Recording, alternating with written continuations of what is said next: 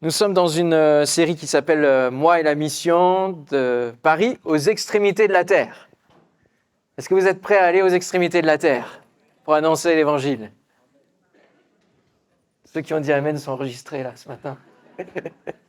On va vous envoyer avec Guy Vengo en mission en Côte d'Ivoire et puis ailleurs, en Roumanie cet été. On va commencer par Paris. On a fait quelques dimanches sur le contexte local, sur comment on peut gérer les dons et les talents que Dieu nous a confiés, comment on peut les déployer, les mettre en œuvre, non pas les enterrer, mais véritablement pouvoir les déployer, ce que Dieu nous a confié. Alors que Jésus est parti auprès du Père, qu'il est parti nous préparer une place, alors qu'il intercède pour nous auprès du Père, pendant son absence, il nous a confié une mission. Il nous a confié des dons et des talents. Il a un plan pour chacune de nos vies, un appel qu'il dépose. Et cela dépend ensuite de notre bon vouloir, de dire « je réponds à cet appel, je rentre dans cette mission, je déploie les dons et les talents que tu m'as donnés et je recherche même ceux qui sont spirituels pour pouvoir bénir ceux qui sont autour de moi, bénir la communauté et puis bénir aussi au-delà, en dehors de l'Église. » Nous avons vu la semaine dernière le carburant pour vivre cette mission, parce que sans amour, nous ne pouvons pas aller trop loin, en fait, pour répondre à l'appel de Dieu. Il nous faut que cet amour de Dieu descende dans nos vies pour que nous comprenions la dimension des âmes perdues, de ceux qui sont dans un monde qui se perd, un monde dont les valeurs sont déconstruites, un monde qui se noircit de plus en plus. Dans cette ville, appelée la ville lumière, et qui va dans tellement d'extrêmes. Dieu nous appelle à aller dans une extrémité, dans des extrémités, et le monde va dans des extrêmes, et nous sommes appelés à être la lumière partout où Dieu nous plante. Alléluia. Et donc nous avons vu cet aspect d'être restauré dans l'amour de Dieu pour vivre cette mission. Nous avons vu l'importance de recevoir cet amour divin. Et nous avons vu notamment le cas de Pierre, l'apôtre Pierre, qui était dans de grandes déclarations avant que Jésus passe au niveau de la croix. Et dit « Je donnerai ma vie pour toi », déclaration d'amour. Et puis il y a eu le reniement, il a vu ses limites personnelles, parce qu'il comptait sur peut-être ses propres capacités, ses propres efforts. Et nous avons vu cet amour de Dieu qui va venir l'envelopper dans cette restauration, dans Jean 21. Alléluia. Nous comprenons au travers de ce que Jésus nous dit qu'il nous appelle au salut, mais bien plus que cela. Il nous amène à un appel, et un appel profond. Et pour ce matin, il y a vraiment un texte qui est tombé sur mon cœur, qui se trouve dans l'évangile de Luc au chapitre 5, et qui nous fait poser cette question ce matin. Que faites-vous de vos filets? Est-ce que vous avez vos Bibles? Vous avez amené vos armes? Yes. Luc chapitre 5.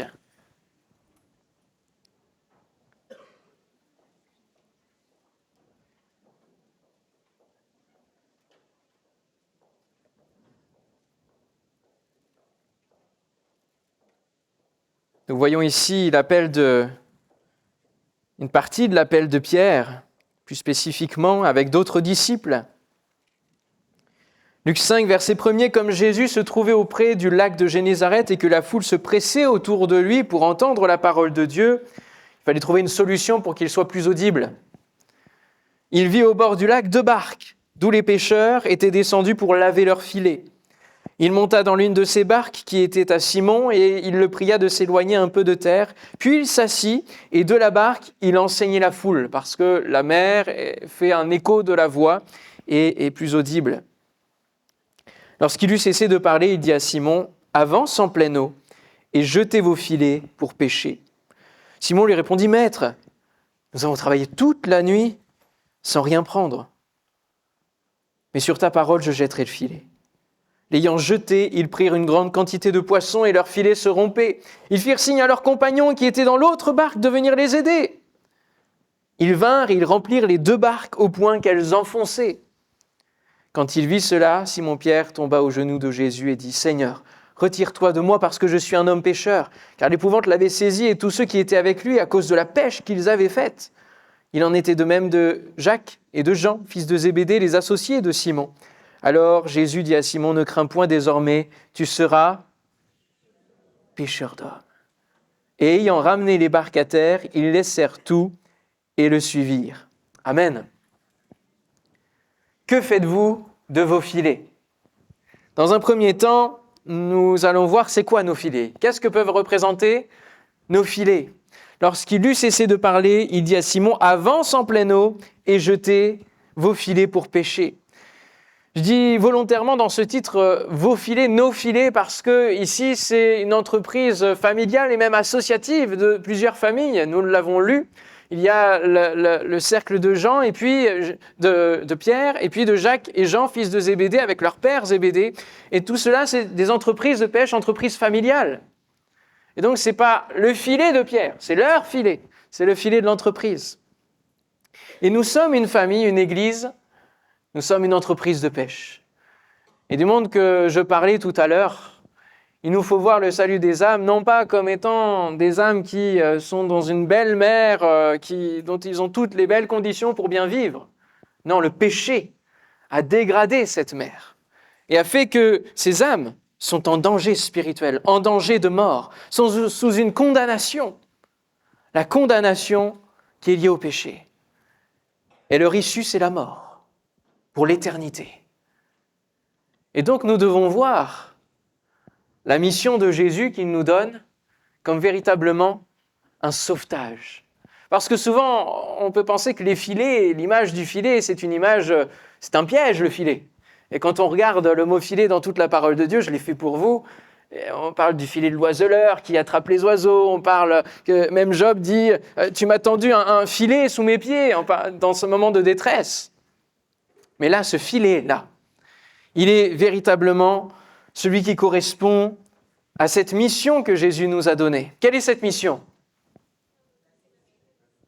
Yes. De manière plus convaincue maintenant. Matthieu 28, 19 et 20. Allez et faites de toutes les nations des disciples, les baptisant au nom du Père, du Fils et du Saint-Esprit, et enseignez-leur à observer tout ce que je vous ai prescrit. Et voici, je suis avec vous tous les jours, jusqu'à la fin du monde. Alléluia. Nos filets, ce peut être plusieurs choses. Nos filets, ce sont nos témoignages de vie transformés. Alors que j'interrogeais il y a quelque temps Pasteur Christian sur la vision de l'Église. Dans sa réponse, c'est véritablement l'objectif, c'est que les vies soient transformées. Quand les vies viennent à l'Église, c'est qu'il y ait une transformation de vie, c'est que les vies changent. C'est pas qu'elles entrent et puis qu'elles viennent avec des fardeaux et qu'elles repartent chargées de fardeaux. Qu'elles soient chargées d'un nouveau fardeau qui est doux et léger. Alléluia. Nos vies transformées sont déjà des filets, sont déjà des appâts pour donner envie à ceux qui nous entourent de croire en Dieu. Cette puissance de vie qui coule d'en haut amène le divin sur terre. Et les apôtres, eh bien, ils en font les frais du témoignage. Ils sont arrêtés très rapidement alors qu'ils commencent à remplir la mission de Jésus. Ils sont arrêtés devant les chefs religieux. Et on les menace, on les interdit de porter ce témoignage. Comme quoi ce témoignage de vie transformée a de la valeur. Comme quoi le témoignage de la bonne nouvelle en Jésus-Christ a une puissance. Et ils vont répondre aux chefs religieux, nous ne pouvons pas ne pas parler de ce que nous avons vu et entendu. Leur temps avec Jésus était tellement merveilleux. C'était le ciel sur la terre. Des guérisons par centaines, par milliers, des délivrances de démoniaques. Et la puissance du péché a été ébranlée, alléluia. Et puis la mort et la résurrection, surtout ensuite, a amené une espérance folle dans la vie des disciples, au point qu'ils sont remplis de l'Esprit, ils vont chercher la puissance de l'Esprit qui va les emmener à remplir cette mission. Guérison, résurrection. Et peut-être que toi, aujourd'hui, ce matin, tu dis, bah oui, mais moi, mon témoignage, j'étais pas avec Jésus, j'ai pas vu de guérison dans ma vie, autour de moi, j'ai pas vu grand-chose, j'ai pas beaucoup de choses à témoigner. Moi, ma rencontre avec Jésus, et je pourrais dire la même chose me concernant, je suis enfant de chrétien, ça s'est fait un petit peu, pas tout seul, parce qu'il y a eu un moment fixé où il y a eu une rencontre du cœur. Mais j'ai pas grand-chose à raconter. Mais détrompe-toi, ne sous-estime pas la puissance de quelques mots qui disent combien Jésus a changé ta vie. La paix que tu as, le monde ne l'a pas. Parce que Jésus ne donne pas la même paix que ce que le monde propose. la liberté que tu as trouvée par rapport au péché. Le monde y aspire. La parole de Dieu nous dit que le monde va chercher la sécurité, va chercher la liberté, va chercher toutes ces valeurs-là. Et ils vont, jusqu'au bout, jusqu'à la fin de ce monde, se trouver face à des murs. Mais ton témoignage de la bonne nouvelle va véritablement donner de l'encouragement, va donner d'en savoir plus. Nous sommes le sel de la terre. Alléluia. Et ce sel, il donne de la saveur, il invite à venir goûter combien Dieu est bon. Amen. Donc ton témoignage de vie transformée compte et fait partie de ce filet-là. Nos églises locales, et nous avons la grâce avec EPM d'avoir plusieurs campus, nous formons un filet.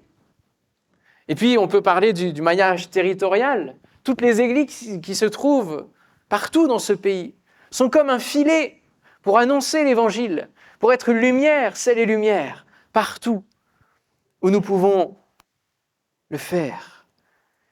Chaque église est un phare, un filet dans lequel se rassemblent tous ceux qui ont soif d'entendre la parole de Dieu, tous ceux qui cherchent Dieu de tout leur cœur. Nos filets, ce peut être aussi l'action envers notre prochain. Toutes les initiatives d'action sociale, d'aide envers le prochain, ce sont autant de filets de témoignages pratiques de l'amour de Dieu qui vit en nous et qui se traduit en actes. Parce que la foi, sans les œuvres, elle est morte. Et donc, ça aussi, coup de pouce, give and go, toutes les actions sociales que l'on peut trouver à droite et à gauche dans les églises sont ce cœur qui bat et ce filet qui s'enroule autour des gens afin qu'ils soient secourus de leur situation difficile, non seulement spirituellement, mais aussi dans toutes les sphères de leur vie.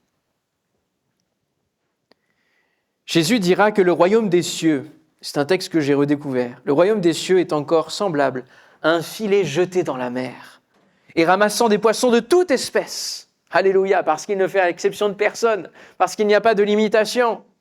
Quand il est rempli, les pêcheurs le tirent, et après s'être assis sur le rivage, ils mettent dans des vases ce qui est bon, et ils jettent ce qui est mauvais.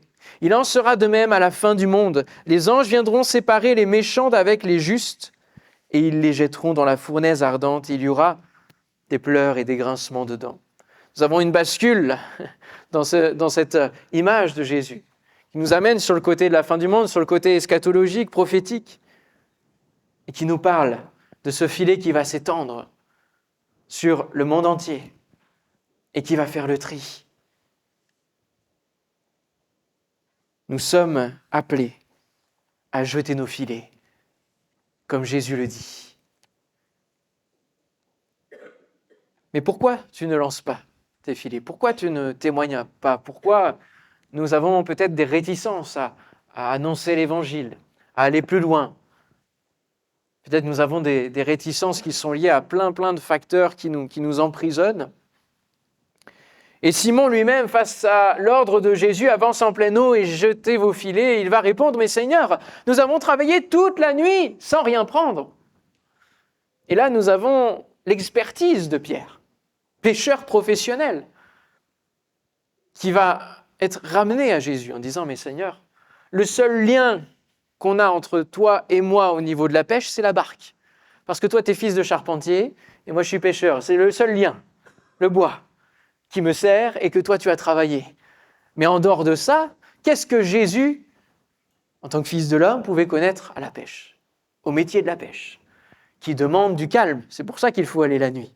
Qui demande vraiment une eau qui soit calme, qui demande le moins de bruit possible pour aller prendre le maximum de poissons, pour aller justement aller en pleine eau, aller dans différentes eaux. Nous avons travaillé toute la nuit. La raison est bonne. Et peut-être que ce matin, tu te dis, mais non, moi je témoigne plus parce que le monde est tellement dur, justement. Le monde ne veut pas te suivre, Seigneur. C'est difficile de prêcher aux Français. Ils sont durs. Ils ne veulent pas le croire. Si je commence à parler d'obéissance, oh là là, ils vont me répondre que je suis dans une secte. Si je commence à parler de vérité, on va me dire qu'il y a plusieurs vérités. Et donc je n'ai pas la vérité. Si je commence à parler d'engagement, on va revendiquer la liberté. C'est dur, Seigneur. Personne ne veut te suivre. Le monde est dur. Nous avons travaillé, nous avons essayé. Nous avons lancé un groupe d'évangélisation, nous avons lancé des choses et nous n'avons rien pris. Personne n'est venu à notre événement. Je me souviens dans l'implantation qu'on a lancée il y a 6 ans sur Fresnes, on avait lancé un week-end entier sur la guérison, on avait invité un évangéliste. Très peu de personnes sont venues, malgré nos espérances. On a une seule personne, mais quand même a été guérie d'un cancer, alléluia. Et c'était un retour à Dieu, elle avait connu l'évangile enfant, c'était un retour à Dieu. Une seule âme, ça compte. Et c'est sûr que c'est bien de faire nos efforts, de réfléchir à nos stratégies, mais il est important au-dessus de tout, avant même de compter sur nos propres forces, comme Pierre pouvait compter sur ses propres forces, d'écouter ce que Jésus a à nous dire, et peut-être de suivre la stratégie du Seigneur. Pierre ne veut pas être brusque et méchant, mais c'est lui qui connaît le métier. Nous travaillons souvent en comptant sur nos propres efforts, et cela ne fonctionne pas ou donne des résultats médiocres. Comptons sur nos stratégies de communication. Là, je reprends un peu la communication au niveau de PM, et on peut avoir 1001 projets pour toucher les réseaux sociaux. Et il faut y aller. Mais avant d'y aller, avant d'avoir 1000 idées, il faut les passer au travers du prisme de ce que dit Jésus, l'ordre qu'il nous donne. Il va dire à Pierre, il ne va pas questionner Pierre, il ne va pas dire « Eh bien, quelle était ta stratégie cette nuit, Pierre ?» Non, non. Il va juste dire « Avance en pleine eau et jetez vos filets. »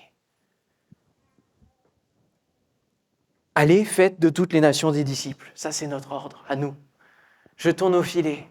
Et parfois, on peut se dire, alors que nous sommes appuyés sur nos capacités, alors que nous avons cherché à témoigner par nos propres forces, à avoir des stratégies, nous pouvons nous dire, on va jeûner et prier pour que Dieu nous parle, nous donne la stratégie. Et c'est bien, il faut aussi le faire. Mais la parole de Dieu est déjà suffisante. Et parfois, on peut, au bout peut-être de 3 semaines de jeûne et prière, avoir comme réponse, ouvre ta Bible et mets en pratique, allez et faites de toutes les nations des disciples. C'est difficile parce que ça vient nous challenger, ça vient nous défier à aller au-delà de notre timidité, à compter sur le Seigneur pour ouvrir notre bouche. Et je sais de quoi je parle. J'étais d'une timidité maladive pendant toute mon enfance, mon adolescence. Et si je prêche là, sur cette estrade, c'est bien parce que le Seigneur m'a transformé. C'est bien parce que je compte sur la force du Seigneur pour pouvoir annoncer l'Évangile, pour pouvoir prêcher, pour pouvoir être dans cette position de pasteur. C'est bien parce que juste le Seigneur m'a appelé. Si ce n'était que moi, je serais ailleurs. Je serais caché. Ne faisons pas la mission tout seul. Pourquoi ? Parce qu'à la suite de la mission, je vous l'ai lu, mais je vous le redis, Jésus a dit « Je suis avec vous tous les jours, jusqu'à la fin du monde, je suis avec vous ». Donc avançons dans nos quartiers, avançons dans le métro, en prière, en disant « Seigneur, montre-moi aussi la personne à qui je dois parler là. Quelle est la personne qui a besoin ? Donne-moi une parole pour elle. » Et puis ouvrons notre bouche. Et sur le Seigneur, en comptant sur le Saint-Esprit. Et puis, même si on continue à dire au Seigneur, c'est dur, eh bien, sachons que c'était déjà dur du temps de Jésus. Dans l'évangile de Jean, au chapitre 6, nous avons le témoignage de Jésus qui va être confronté alors qu'il dit des paroles « Je suis le pain descendu du ciel ». Il va faire le lien avec la manne qui était dans le désert. Il va se comparer à cela. Et « Je suis le pain descendu du ciel ». Et puis il va parler de son futur sacrifice, de son corps rompu, de son sang versé. Et alors là, les gens ne comprennent pas. Ils vont dire « Cette parole est trop dure. Qui peut l'écouter ?» Et plusieurs vont partir. Plusieurs de ses disciples vont partir. Et dans les 12, il va les interroger, il va dire « Et vous, vous partez aussi ? C'est le moment, allez-y !» Cette parole est trop dure. Déjà du temps de Jésus, c'était difficile. Alors, encourageons-nous. Parce que là où c'est le plus difficile, c'est justement maintenant que le monde a besoin d'entendre l'Évangile. C'est quand il fait de plus en plus noir que nous avons de plus en plus besoin de lumière. Alors brillons de tout notre éclat, et non pas avec fébrilité, mais cherchons justement la flamme du Saint-Esprit pour raviver notre lumignon. Soyons en feu. Alléluia. Amen. Oui, l'appel de Jésus-Christ est exigeant. Nous ne sommes pas appelés à vivre notre petite vie chrétienne bien rangée, assis sur une chaise, et on ne fait de mal à personne, on ne dérange personne, on ne dérange aucun démon. Non, nous sommes appelés à aller libérer les captifs. Nous sommes appelés à aller implanter d'autres campus. Alléluia. À étendre et à renforcer le maillage de notre filet. Il y a un jeune homme riche qui s'est approché de Jésus et qui a posé la question quant à son salut et à obtenir la vie éternelle. Jésus va lui répondre, alors qu'il a fait tout bien, hein, il a quand même obéi à beaucoup de commandements. Jésus va lui dire, si tu veux être parfait, va, vends ce que tu possèdes, donne-le aux pauvres, et tu auras un trésor dans le ciel. Puis viens et suis-moi. Après avoir entendu ces paroles, le jeune homme s'en alla tout triste, car il avait de grands biens. À quel point es-tu arrivé pour répondre à cette parole « Suis-moi » ? Ils laissèrent tout et le suivirent. Suivre Jésus est engageant.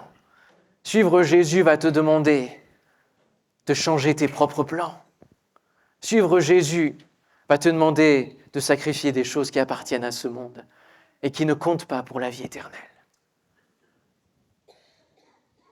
Il veut faire de nous non seulement des amis, mais aussi des coéquipiers. Il désire toujours plus nous rendre semblables à lui et cela demande de la profondeur, cela demande un travail de notre caractère, de notre cœur pour être semblable à lui, pour être de plus en plus un témoin véritable, une lettre lue devant les autres. Cela demande de la consécration. Et voici le constat de réalité que Jésus dira, il y a beaucoup d'appelés, mais peu d'élus. De quelle partie fais-tu aujourd'hui ? Est-ce que tu es un appelé qui n'a pas encore franchi le pas de répondre à l'appel ? Ou est-ce que tu es un élu ? Un élu qui a répondu non seulement au salut, mais aussi à la mission de Jésus-Christ. Notre rôle n'est pas de savoir quelle quantité de poissons nous allons avoir. Notre rôle est juste de jeter nos filets.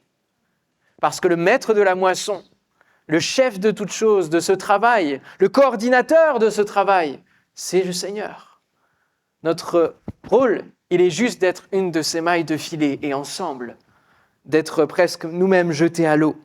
Quand est-ce que nous nous jetterons à l'eau ? Eh bien, il y a une clé que Pierre a mis en œuvre et qui lui a donné l'accès à la pêche miraculeuse. C'est quoi ? Ça arrache peut-être les lèvres de certains qui n'osent pas le dire. L'obéissance, en effet. Ouais. L'obéissance ouvre la pêche miraculeuse. Et l'obéissance ouvrira non seulement la bénédiction, mais le miracle dans la mission que le Seigneur te donne. Mission collective d'annoncer l'Évangile, mission personnelle de le mettre en œuvre. Mais sur ta parole, je jetterai le filet. Alléluia. Je pourrais aujourd'hui me trouver ailleurs, en train de faire ma vie. Je pourrais être en Normandie, dans la campagne où j'ai grandi, et avoir un métier, avoir une maison, être dans la nature tranquillement. Je pourrais être bibliothécaire là-bas. Alors, je pourrais aussi être conservateur de musée. Alors, j'aurais peut-être déménagé. Je pourrais travailler dans le social. J'aurais pu être maire de ma commune. Tout ça, c'est pas de l'ordre du rêve, c'est de l'ordre du possible, ce que j'aurais pu réaliser dans ma vie. Mais aujourd'hui, depuis 2013, je suis à Paris parce que j'ai choisi d'obéir à ce que Dieu déposait sur mon cœur personnellement. Et certes, je n'ai pas la verdure de ma campagne. Certes, je n'ai pas toutes les choses que j'aimerais peut-être avoir si je considérais ma propre vie. Mais l'obéissance, c'est choisir. Et choisir parfois de renoncer à certaines choses pour nous engager à la suite de Jésus. Alléluia. Et je sais, même si je pouvais avoir d'autres vies, je sais en qui je crois, en qui j'ai choisi de faire confiance et d'obéir à mon Créateur. Et je sais que ses plans sont meilleurs que les miens. Alléluia. Et que je bâtis mon éternité, c'est surtout ça. Choisir aujourd'hui d'obéir à Jésus te fait entrer et marcher dans ta vie éternelle. Alléluia. Parce que tu construis la maison que tu auras là-haut. Jésus prépare une place, mais ce que tu vas mettre en œuvre dans ta vie, c'est les pierres que tu construis de la maison céleste que tu vas avoir là-haut. La Bible nous parle de récompense. Tu peux être sauvé comme au travers du feu. Oui, tu peux. Mais tu peux aussi être sauvé en ayant Jésus qui a les bras chargés de récompenses pour toi et qui va te donner le gouvernement de ville, qui va te donner des choses à faire dans son royaume, dans l'éternité. Il y a un principe qui est clair, posé par Dieu pour tout homme depuis le Jardin d'Éden, c'est que l'enfant a le choix d'obéir ou non. L'homme a le choix d'obéir ou non à ce que Dieu lui demande de faire, lui conseille de faire. Il y a ce principe établi qui est là. Et l'enfant a le choix d'obéir ou non à ses parents. Nous avons le choix d'obéir ou non au Père Céleste. Mais nous savons que l'enfant, s'il suit ce que son parent lui dit, il sera dans les meilleures conditions, n'est-ce pas, pour vivre. Tandis que s'il choisit de ne pas faire, alors il s'expose à des dangers, à des oppositions, à des difficultés. C'est toujours mieux de suivre ce que papa ou maman me dit, car il a une longueur d'avance sur moi, parce qu'il a des infos que je n'ai pas. Et tous ceux que nous étudions, qui font partie, qui sont écrits dans ce livre saint, Noé, Abraham, Moïse, mais même Marie, ont choisi de faire ce pas de l'obéissance. Qu'il te soit fait selon ta parole, Seigneur. Je me rends disponible et je veux simplement t'obéir. Et alors nous avons vu que Dieu a agi dans leur mission, que Dieu les a conduits dans leur vie. Abraham a changé de vie, du tout au tout. Il a même changé de nom. Toujours mieux d'obéir. Alors qu'est-ce qui t'empêche d'obéir ce matin ? Quelques minutes ensemble. D'une manière large, c'est le péché. Mais peut-être que pour toi ce matin, le péché, tu ne visualises pas ce que c'est. Alors, quelques représentations, en d'autres termes, de ce que peut représenter le péché et ce qui nous empêche d'obéir. Ce qui nous empêche d'obéir, ça peut être les plaisirs de ce monde, qui sont trop attirants, qui nous empêchent, qui nous tiraillent. Je sais que je suis appelé à peut-être devenir évangéliste, mais quand même, il y a tellement de choses que je dois vivre avant, Seigneur. Laisse-moi un peu de temps pour cela. Laisse-moi un petit peu de temps pour vivre cela. Les plaisirs de ce monde qui sont plus forts dans ta vie, plus forts que Dieu, eh bien Dieu peut t'ouvrir tes yeux sur son amour qui dépasse ces plaisirs du monde. Cet amour qui va t'amener à considérer, à ouvrir vraiment tes yeux aussi sur ce que ce monde peut apporter.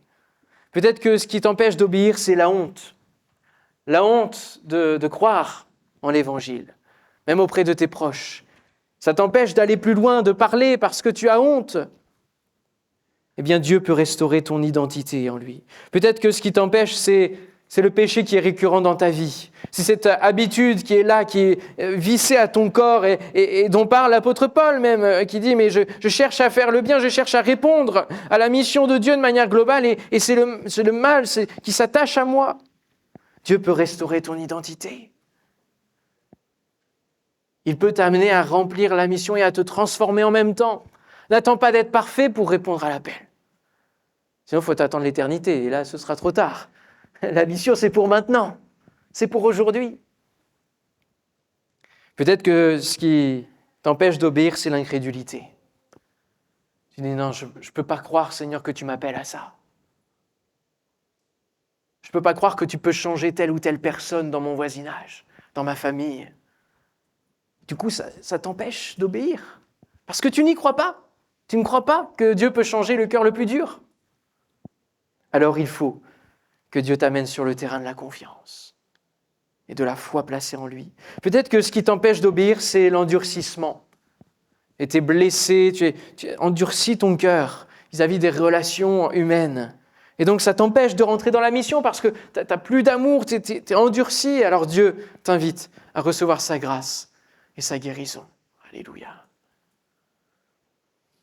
Finalité, j'évoquerai cet autre aspect qui s'appelle l'orgueil, qui empêche forcément d'obéir, puisque c'était ce qui a animé Satan et qui l'a fait dériver de l'obéissance et d'être engagé auprès de Dieu. Et donc, Dieu t'appelle à la repentance ce matin, afin de retrouver le chemin qui mène à la vie. Jetez vos filets ce matin, donnez votre vie en disant « Seigneur, je suis disponible ». Donnez vos talents à celui qui peut utiliser votre vie pour en sauver d'autres. Rejoignez le filet actif de l'Église en servant avec les autres mailles, les insérer avec les autres pour accompagner les âmes que Dieu nous envoie. Alléluia, parce que oui, Dieu nous envoie des âmes par dizaines. Peut-être que vous ne vous rendez pas compte parce que vous venez, bon là c'est pas Bastille, mais vous venez au culte et vous repartez. Et au Métropole Café, il y a des dizaines de personnes chaque dimanche. Dieu envoie des personnes de plein d'endroits différents, que Dieu parfois a poussé véritablement, c'est le témoignage, Dieu a poussé de manière incompréhensible, ils se retrouvent là. Parce que Dieu les cherche, Dieu les attire à lui par des cordages d'amour. Dieu se révèle au cœur. Peut-être que c'est parce qu'il y a eu des invitations, et peut-être parce qu'il y a aussi des visiteurs. Mais Dieu envoie des âmes à son Église. Alléluia.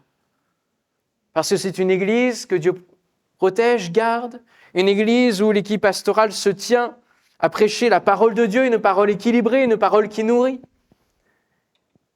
C'est un lieu où Dieu fait résider sa présence pour transformer les vies. Et il nous envoie des âmes. Maintenant, qu'en faisons-nous ? Comment nous les accompagnons dans leur conversion, dans leur chemin de foi, dans leur baptême, mais aussi dans les dimensions de leur vie, dans leur couple, dans leur parentalité, dans leur célibat, dans leur deuil, dans leur veuvage, dans plein de situations, dans leur maladie. Qui les accompagne ? Qui est avec eux ? Nous sommes appelés à être là, à répondre présent, parce que nos filets menacent de se déchirer. L'ayant jeté, ils prirent une grande quantité de poissons et leurs filets se rompaient. Ils firent signe à leurs compagnons qui étaient dans l'autre barque de venir les aider. Ils vinrent et ils remplirent les 2 barques au point qu'elles enfonçaient. Et aujourd'hui, nos barques enfoncent, mes frères et sœurs. Les cultes se remplissent, alléluia. Les campus sont remplis et débordent, surtout quand Bastille est fermée.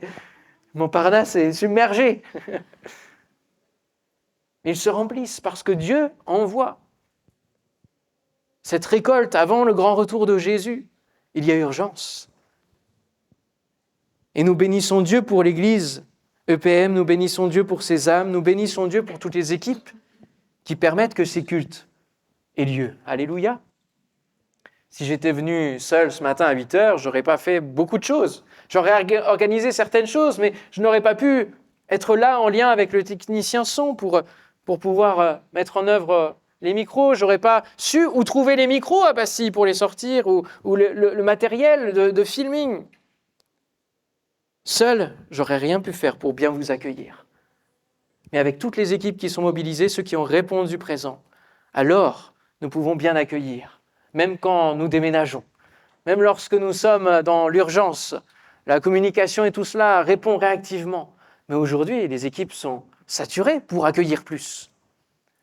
Alors nous pouvons prier, Seigneur, donne-nous des âmes. Nous pouvons prier, Seigneur, que ma famille se convertisse, que mon voisinage se convertisse. Oui, mais si tu n'es pas engagé déjà maintenant dans l'Église, comment nous allons pouvoir accueillir toutes ces personnes-là ? Il faut que tu te lèves pour répondre présent, pour qu'il y ait d'autres équipes.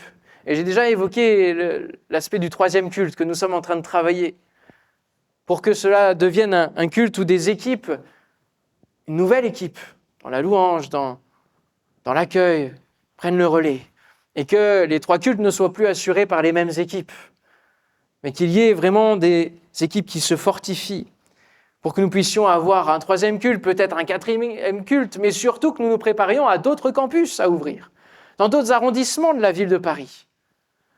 Parce qu'il y a plein d'arrondissements qui ont soif et qui manquent cruellement de phare. Il y a des arrondissements où nous avons besoin d'aller, où Dieu nous appelle à aller, pour ouvrir d'autres campus, pour briller et annoncer l'Évangile à des âmes désespérées, pour gagner des quartiers, des familles. Alors, ces équipes à saturation, ces départements, vous crient ce matin, venez nous aider, venez avec votre barque, parce que Dieu envoie une nouvelle période de croissance. C'est vissé à mon cœur là depuis que je suis arrivé à EPM. Je crois que Dieu va envoyer une période de croissance parce que nous sommes dans l'urgence de la fin des temps et qu'il va envoyer des âmes qui sont désespérées, en manque de repères, qui n'ont pas d'autre solution que le suicide aujourd'hui, que Dieu veut mettre sur leur chemin l'un d'entre vous pour éviter de passer à l'acte. Alléluia. Sécurité, accueil, enfance, petits travaux d'entretien, Métropole Café, accueil des nouveaux, aînés, hommes, femmes, visiteurs, équipiers en relation d'aide, louanges, vidéo, communication, graphisme, révolution d'amour, action sociale, missionnaire. Il y a de quoi faire pour pouvoir servir dans l'œuvre du Seigneur et répondre présent. Il n'y a pas que l'appel de pasteur qui existe dans le royaume de Dieu. Et avant de vivre la dimension pastorale, alors que je me suis converti à 14 ans, je suis rentré, dès que je me suis converti, à pouvoir aider l'Église d'une manière ou d'une autre. Et j'ai répondu présent, alors que j'étais trop jeune pour être moniteur d'école du dimanche, j'étais aide-moniteur. Voyez. Et puis j'ai aidé ma mère à l'action missionnaire timbre, on découpait les timbres parce que les timbres vendus financent la mission. Et puis la bibliothèque, et puis je me mettais au fond de l'église. Et je me souviens de choses marquantes qui ont commencé à façonner l'appel final que Dieu déposait sur ma vie. Qu'il avait déjà déposé, mais que je ne vivais pas encore. Il m'a préparé parce que je répondais quand même dès maintenant à l'appel. Et Dieu nous appelle véritablement et t'appelle ce matin à t'engager maintenant, à répondre oui. À dire oui, je veux bien servir dans la plus petite chose qui soit dans l'Église. À partir de ce moment-là, Dieu va te façonner pour les plus grandes choses. C'est un principe divin. Commence à répondre maintenant à l'appel. Et alors que je me mettais au fond de l'église pour saluer toutes les personnes, déjà Dieu mettait en moi des principes pastoraux que j'ignorais. Et quand il y avait, c'est pas arrivé souvent, mais quand il y a eu notamment quelqu'un qui était vraiment sans domicile et qui est venu à la réunion, j'avais beau être ado, timide, etc., je l'ai pris dans mes bras et ça façonne, ça marque. Dieu, à ce moment-là, dépose des choses. Il façonne ton cœur. Il élargit ton cœur et l'amour qu'il peut y avoir dans ton cœur. Il va façonner ton caractère pour que tes yeux, ton regard change. Ce ne soit plus un regard de jugement, un regard de préjugé sur les apparences. Que ce soit un regard de compassion de Jésus. Alléluia. Dieu veut un peuple qui soit comme cela, à sa ressemblance. Où seras-tu à ce moment-là, lorsque la croissance arrivera et se renforcera? Où seras-tu? Parce que Dieu nous emmène et nous appelle à aller plus loin. Alléluia. Et nous appelle à aller plus loin, même si nous sommes fermés aujourd'hui à Bastille. Eh bien, c'est l'occasion de continuer de réfléchir, à dire, Seigneur, eh bien, tu veux nous emmener où? Tu veux que nous allions ouvrir des campus? À quel endroit? Et aujourd'hui, on a une très bonne nouvelle. C'est que nous ne sommes plus 3 campus. C'est que nous sommes 4. Ah, amen. Dans le sud de Paris, dans le sud de la région parisienne, nous ouvrons un campus à Fresnes. Alléluia. Il va y avoir besoin d'équipiers. Pasteur Christian vous en dira un peu plus tout à l'heure. Mais il va y avoir besoin d'équipiers. Et c'est pas fini, il va y avoir aussi d'autres campus. Qui répondra dès maintenant, dès maintenant, là à la fin du culte, en disant « Je veux faire partie de ces équipes qui vont transformer des vies, qui vont accueillir des vies nouvelles et les voir transformer. Je veux voir l'action de Dieu dans ma ville et dans ma vie. » En conclusion, j'aimerais terminer avec ce verset. « Ayant ramené les barques à terre, ils laissèrent tout et le suivirent. » Alors là, quelqu'un pourrait rétamer toute ma prédication en disant pourquoi tu nous parles de ce qu'on doit faire de nos filets? La réponse est simple, ils les ont laissés, ils n'ont rien fait avec leurs filets. Si, ils ont vécu le miracle de Dieu. Mais ils ont compris que l'importance, c'était pas de continuer à faire la pêche pendant des années et des années, mais l'importance, c'était l'appel supérieur, je vous ferai pêcheurs d'hommes. L'importance, c'était pas la quantité de poissons, ce n'était pas le miracle même, mais l'importance, c'est que tous suivent Jésus. L'important n'est pas de remplir l'église et de faire 4, 5, 6 cultes au point de s'épuiser. Non, l'important est de pouvoir justement voir ces âmes suivre Christ, rencontrer Christ, le connaître de plus en plus. L'important n'est pas d'être depuis 20 ans dans l'église ou dans le même service dans l'église. L'important, c'est d'écouter ce que Jésus dit maintenant par le Saint-Esprit à ton cœur et de lui obéir. Il nous fait changer de saison, de service et il nous emmène plus loin. Et il va emmener l'église de PM plus loin. L'important, ce n'est pas que nous fêtions 90 ans de PM cette année. L'important, c'est qu'est-ce que Dieu va continuer de faire au travers de PM, avec fidélité. Alléluia. En tant qu'équipe pastorale, lorsque nous prions chaque lundi, nous ne prions pas pour que l'Église se remplisse, nous prions pour tous ceux qui sont là présents, qui viennent. Nous prions pour chaque âme, afin que chacun d'entre vous, vous puissiez suivre Jésus. Laissez toute votre vie d'avant et suivre Jésus.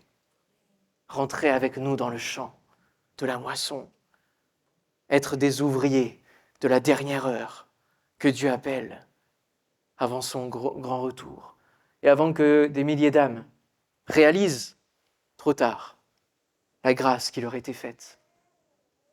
Alléluia. On prie le Seigneur ensemble? On peut se lever. J'invite la louange à revenir. Merci Seigneur parce que aucun d'entre nous, cet après-midi, ne peut te dire « je ne peux pas te servir ». Parce que tous, tu nous appelles d'une manière ou d'une autre. En dehors de toute limite, de toute incapacité humaine, tu nous appelles en prenant en compte chacune de nos spécificités, mais en venant nous dire aussi que tu peux les enlever ces limites, enlever ces incapacités. Mais tu nous laisses le choix de te répondre « je veux te servir ». Je veux t'obéir, Seigneur. Et c'est là où se fera la différence cet après-midi. Entre celui qui te sert, qui te craint, et celui qui n'en a aucun cas. Seigneur, viens parler à nos cœurs maintenant par ton esprit. Viens réveiller, Seigneur mon Dieu, ce qui faisait peut-être le premier amour. Viens réveiller l'appel que tu as déposé sur certaines vies, qui a été enfoui. Au nom de Jésus, Seigneur, je te prie vraiment. Je sais que tu es fidèle pour lever des ouvriers. Je te prie que tu lèves maintenant au milieu de nous des ouvriers, des ouvrières, qui vont répondre à l'appel avec lesquels nous allons être un filet commun, avec des mailles de plus en plus petites, pour pas seulement attraper les gros poissons, les personnes faciles, peut-être qui ont leur cœur déjà ouvert à l'évangile, mais même les plus petits, et même les plus petits en âge, les générations qui viennent. Donne-nous, Seigneur, de répondre présent. Je te prie, Seigneur mon Dieu, pour que tout ce qui nous empêche de t'obéir, l'endurcissement, la honte, l'orgueil, les plaisirs de ce monde, Seigneur, soient brisés au nom de Jésus. Je te prie, Seigneur mon Dieu, pour que l'amour, ta grâce, ta compassion, la restauration dans notre identité en tant qu'enfant de Dieu puisse s'implémenter maintenant en nous, au nom de Jésus, à tous les cœurs ouverts. Je te prie, Seigneur mon Dieu, pour que chacune de nos vies, Seigneur, résonne dans ce verset. Ce n'est plus moi qui vis, c'est Christ qui vit en moi. Et Et Seigneur, c'est toi qui fais ce que tu veux de ma vie. Ma vie t'appartient. Prends ma vie, Seigneur. C'était le chant de mon baptême. Et je veux continuer de le vivre encore aujourd'hui, Seigneur. Prends ma vie. Alléluia.